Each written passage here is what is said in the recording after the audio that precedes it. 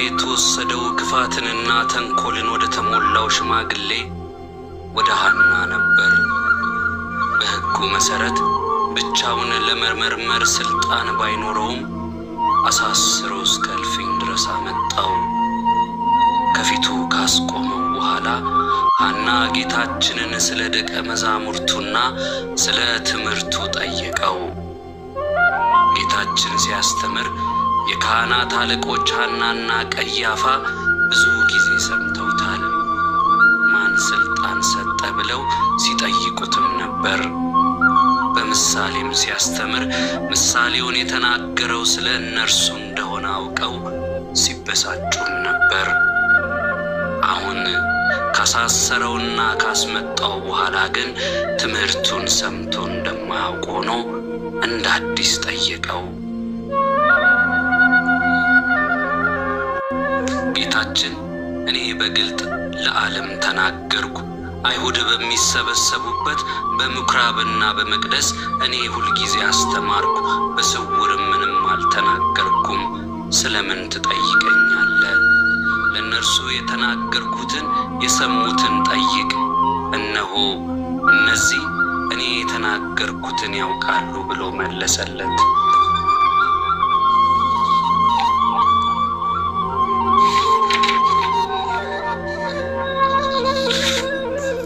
ይህንንም ሲል በዚያ ቆሞ የነበረ ከሎሌዎቹ አንዱ ለሊቀ ካህናቱ እንዲህ ትመልሳለህን ብሎ ኢየሱስን በጥፊ መታው።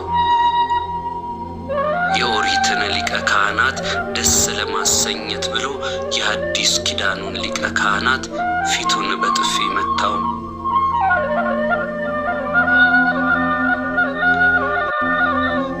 የጌታችንን ፊት በጥፊ በመመታቱም ከዚያች ሰዓት ጀምሮ ለ18 ሰዓታት የሚቀጥለውን የጌታችንን መደብደብና ግርፋት አስጀማሪ ሆኑ።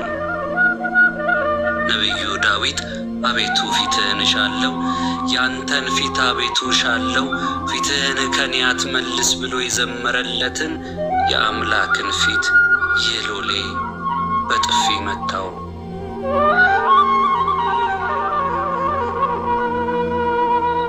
መላእክት ሊያዩት የማይቻላቸውን በሁለት ክንፋቸው ፊታቸውን በሁለት ክንፋቸው እግራቸውን ሸፍነው የሚቆሙለትን ፈጣሪን ፊቱን በጥፊ መታው። ነቢዩ ሙሴ እባክህን ፊትህን አሳየኝ ብሎ የለመነውን ፈጣሪ አንድ ሎሌ በጥፊ ሲመታው ቢያይ ምን ሊል ይሆን?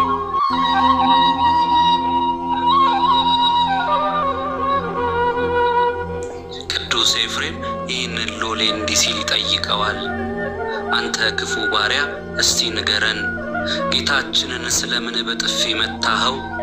በጥንት የባርነት ሥርዓት ባሪያዎች ሁሉ ነፃ በሚለቀቁበት ዕለት ነፃነታቸውን ሲቀበሉ ሲል ጌታቸው በጥፊ መታቸው ነበር። አንተ ክፉ ባሪያ ግን የሁሉን ነፃ አውጪ ነፃ ሊያወጣ በመጣ ጊዜ በጥፊ መታኸው። በጥፊ በመማታት ከጌቶች ሐናና ቀያፋ ሽልማት አገኛለሁ ብለህ ተመኝተህ ይሆን? ክርስቶስ ሰማያዊ ጌታ መሆኑን አልሰማ ይሆን?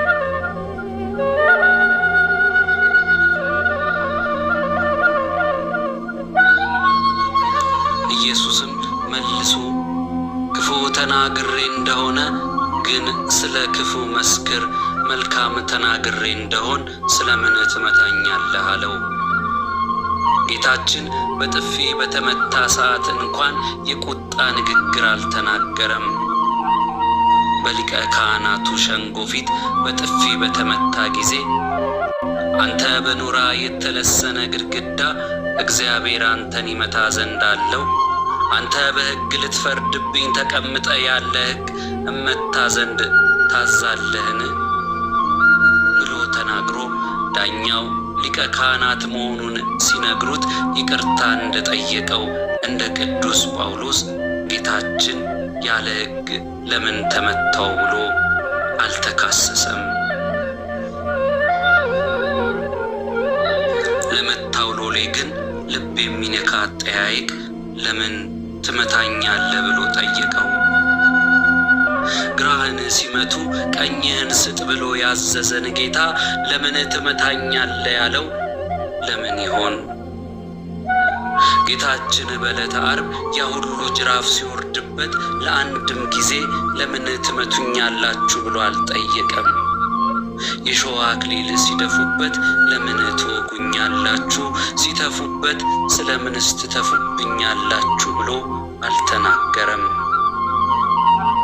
ይህ ሎሌ የመታው ጥፊ ከዚያ ሁሉ ጅራፍ በልጦ ለምን ትመታኛለህ ያሰኘው ለምንድን ነው?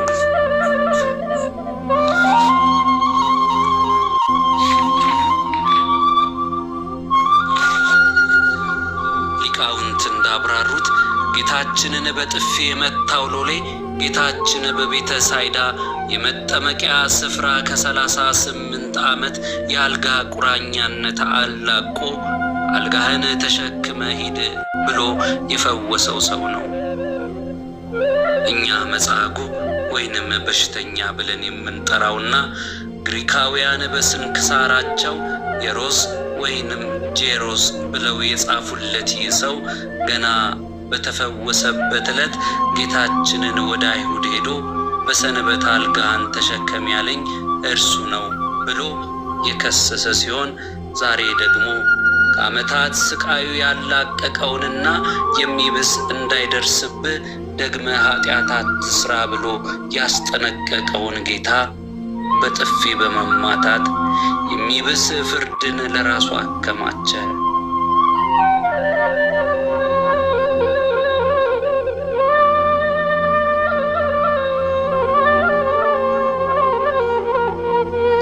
ጌታችን ይህንን ሰው ለምን ትመታኛለህ ብሎ የጠየቀው ከጥፊው በላይ ባዳነው ሰው እጅ መመታቱ ዘልቆ ስለተሰማው ነበር።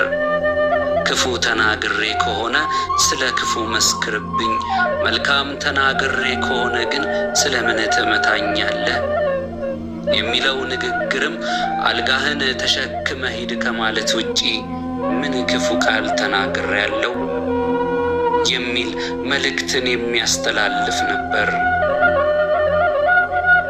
ከዚህ በኋላ ሐና ጌታችንን ለብቻው መርምሮ ትቶ ራሱም አባል ወደ ሆነበት በዚያው ግቢ ወደሚካሄደው ወደ ቀያፋ ሸንጎ እንደታሰረ ሰደደው።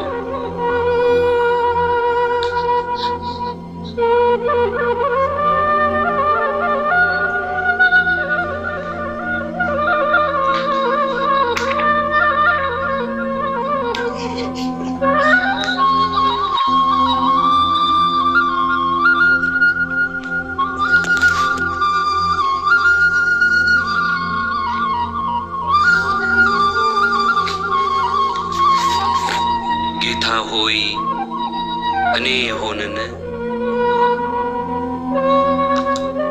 ደቀ መዛሙርቱ ከጌታ ፊት በዚያች ምሽት በጭንቀት ቆመዋል። ከእናንተ አንዱ አሳልፎ ይሰጠኛል ብሎ ነግሯቸዋል። ስለዚህ ተጨንቀዋል። ጌታ ሆይ እኔ ሆንን እያሉ 10 ደቀ መዛሙርት ተራ በተራ ጠየቁት። የቀሩት ሊሸጠው ተስማምቶ የመጣው ይሁዳና ወንጌላዊው ዮሐንስ ናቸው። ይሁዳ እኔ ሆንን ማለቱ ልቡ እያወቀ ስለነበር ከ10 ጋር አብረን አንቆጥረውም። ዮሐንስ ደግሞ ለጌታ ካለው የፍቅር ጥልቀት የተነሳ እኔ ሸጠው ይሆን የሚል ስጋት ስላልነበረበት ጌታ ሆይ አሳልፎ የሚሰጥህ ማን ነው አለ እንጂ እኔ ሆንን አላለም።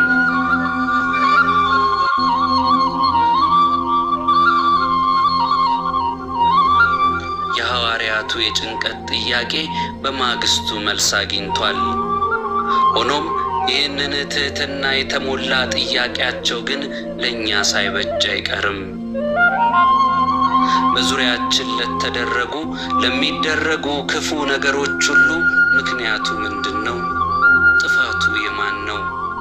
መነሻውስ ምንድነው ብንባል ሁላችንም ጣት የምንቀስርበት ሰው አናጣም። አዳም ዕፀ በለስን ለመብላቱ ምክንያቴ ሔዋን ናት አለ። ሔዋን እባብ አሳተኝ አለች። እባብ ጠያቂ ቢያገኝ ሰይጣን ማለቱ አይቀርም ነበረ። አንዳቸውም ጌታ ሆይ እኔ ይሁንን ማለት አልቻሉም። እንደ ዳዊት እኔ መተላለፌን አውቃለሁ ኃጢአቴም ሁል ጊዜ በፊት ነው ማለት ያስፈልጋል። ለሚሆኑ ነገሮች ሁሉ የምንከሰው ሰው አናጣም። መፍትሄው ግን ራስን ማየት ነው። የጠቢብ ዓይኖቹ በራሱ ላይ ናቸው እንዲል ቅዱሳን በምንም ነገር ራሳቸውን ይወቅሱ ነበር። በገድላቸው ብዛት በሚጸልዩበት ስፍራ ዶፍ ዝናብ እየወረደ ሳለ እነርሱን እንዳይነካቸው በቆሙበት ስፍራ እንዳይዘንብ ያደረገላቸው ዳግማዊው ኤልያስ ጻድቁ አቡነ ገብረ መንፈስ ቅዱስ ያሉትን እናስታውስ። በቆሙበት ስፍራ ዝናብ እንዳልዘነበ ሲያዩ ይህችን መሬት በኃጢአቴ ዝናብ አስከለከልኳት ነበር ያሉት። ጌታ ሆይ እኔ ይሁንን ማለት ይህ አይደል? የሙሴ ወንድም አሮን በእስራኤል ግፊት ጣዖት ሠራ። ከወርቅ አቅልጦ ጥጃ አምላክ አድርጎ ሠራላቸው። ከሠራም በኋላ መሥዋዕት ለጣዖቱ አቀረበ። ሙሴ መጥቶ ሲቆጣ ሲያይ ግን አሮን ፈራና በሕዝቡ ላይ አሳበበ። የራሱን ድርሻ በተመለከተ ግን እንዲህ አለ። ወርቅ ሰጡኝ፣ በእሳት ላይ ጣልሁት፣ ይህ ጥጃ ወጣ። ራሱ ከእጃቸው ተቀብሎ በመቅረጫ ቀርጾ የሠራውን ጣዖት ስጥለው ጥጃ ሆነ አለ። ራሱ ሕዝቡን ስድ ለቋቸው የነበረ በመሆኑ ጌታ ሆይ እኔ ይሁንን ብሎ ራሱን ሊከስ ይጠበቅበት ነበር።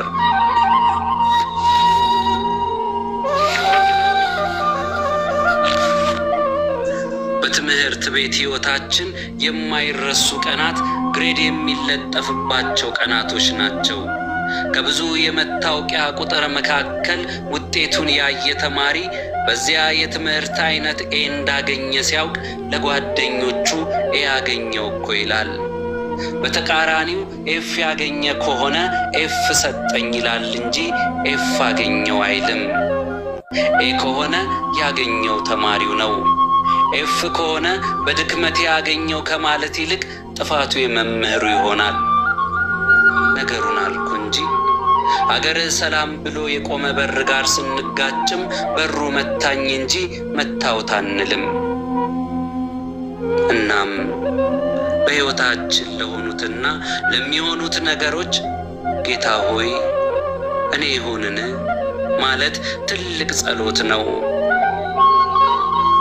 ጌታ ሆይ ለሀገራችን መበጥበጥ፣ ለሕዝባችን ስደት ምክንያቱ ምንድነው? እኔ ይሁንን? በእኔ ኃጢአት ይሁንን? እንደ ዮናስ እኔን አውጡና ጣሉኝ ማለት ቢያቅተኝ አንተን ማረኝ ማለት አይቸግረኝምና እባክህ ንገረኝ፣ እባክህ ንገረኝ። ጌታ ሆይ እኔ ይሁንን?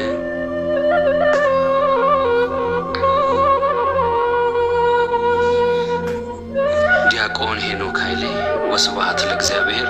ይቆየን። ጸጋህን አብዛልኝ። አምኔ የጠራኸኝ ደካማ ልጅ ነኝ፣ ጎስቋላ ባህሪያ ነኝ። እኔ ምንም የለኝ። ኢየሱስ ወደ በሞት ካዳንከኝ፣ ቅድስናህን ወደ ኑር እንደኔ ካልከኝ፣ ጸጋህን ታምነ ነው።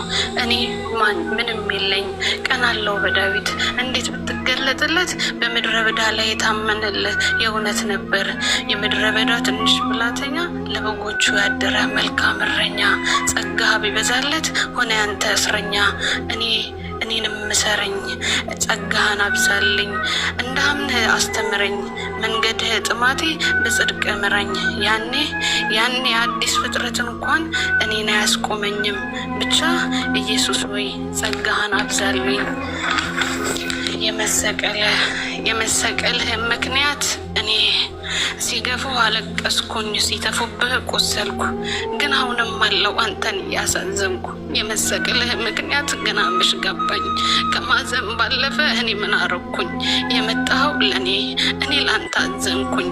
አሁን ግን ሲገባኝ ኃጢአት ያሳፈረኝ የገደልኩ እኔ ስትሰቃይ ያኔ ተመለስ ላንተ ነው የፈሰሰው ደሜ ስትል ሕይወቴን እንዳጠፋ በሰይጣን ኩነኔ እውነት ሕይወት መንገድ እኔ ነኝ ዘላለም ይኖራል የታመነብኝ ስትል መልካም ምክር አለኝ ለተደገፈኝ ስትል ኢየሱስ ደግማ አዘነች መንፈሴ በደስታ ወድቄ እንደማፍሰስ እንባዬን ቀና ብዬ ሳየው የመሰቀልህን ስቃይ እዘነጋዋለሁ። ላንተ ነው ያልከኝን ይቅር በለኝና አብዛልኝ ጸጋህን ይቅር በለኝና አብዛልኝ ምሕረትህን።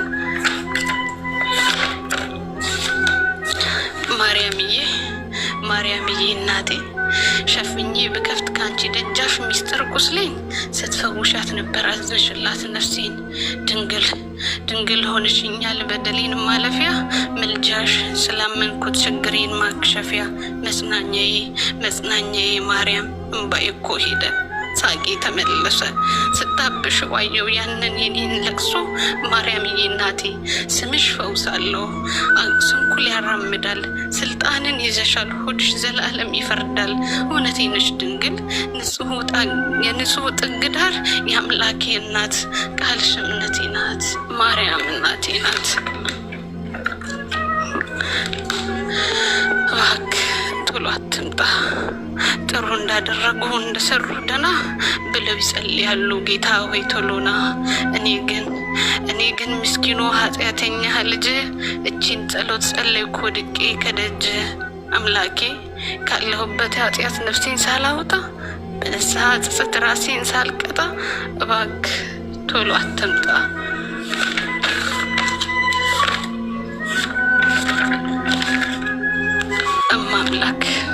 እማምላክ አደራ ከቤተ መቅደስሽ ከፊትሽ ስጠጋ ምኞቴም እንዲሰምር ሀሳቤም እንዲረጋ በደሌም እንዲፋቅ ነፍሴም እንዳትሰጋ። ይቅር በይኝ ድንግል ሁሉንም ረስተሽ የበደልኩሽንም ኃጢአቴን ትተሽ ነይ በይኝም አምላክ እጅሽን ዘርግተሽ።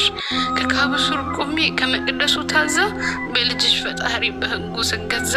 እማምላክ አደራ ጸሎቴን አትርሺ ጉዱፌን አንሺልኝ እንባዬን አብሺ ራቁት ገላዬን በረከት አልብሽኝ ከቤቱ ወጥቻለሁና ወደ ቤቱ መልሽኝ።